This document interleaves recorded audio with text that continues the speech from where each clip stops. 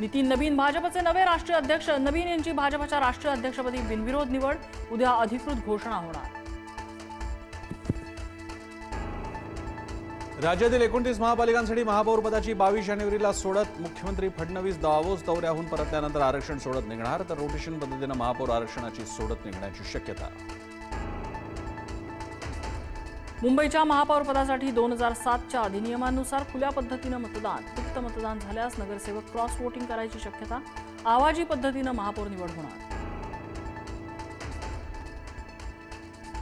मुंबई महापौरपदासाठी ठाकरेंची शिवसेना भाजपच्या पाठीशी असल्याच्या चर्चा। महापौर निवडीवेळी ठाकरे गटाचे 65 नगरसेवक अनुपस्थित राहतील अशी ही योजना।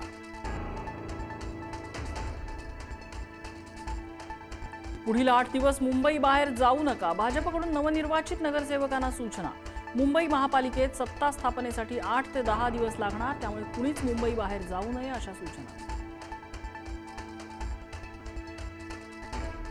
ठाणे महापालिकेत भाजपनं 2 वर्षांसाठी मागितलं महापौरपद। भाजप आमदार निरंजन डावखरेंची मागणी, महापालिकेत महत्त्वाची पदं मिळाली नाही तर विरोधी बाकावर बसू, डावखरेंचा इशारा। उल्हासनगरात वंचितचे 2 नगरसेवक शिंदे सेनेच्या गळाला। वंचितच्या सुरेखा सोनवणे, विकास खरात यांचा शिंदे सेनेला पाठिंबा, तर कल्याण डोंबिवलीमधले ठाकरेंच्या शिवसेनेचे 2 नगरसेवक नॉट रिचेबल। राष्ट्रवादी शिवसेना पक्ष आणि चिन्हावरील सुनावणीचा मुहूर्त ठरला। 21 जानेवारीला दोन्ही पक्ष आणि चिन्हांबाबत सुनावणी। 21 तारखेला सुनावणी पूर्ण होऊन निकाल राखला जाण्याची शक्यता।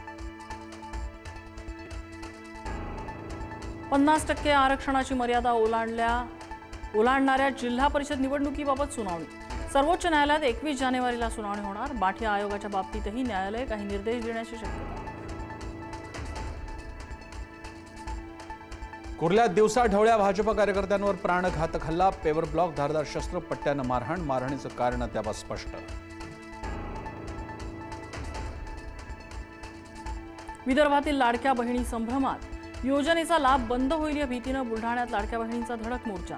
बहिणीची महिला आणि बालकल्याण कार्यालयामध्ये धडक, तर हिंगोलीमध्ये ई-केवायसीची मुदत वाढवून देण्याची बहिणींची मागणी।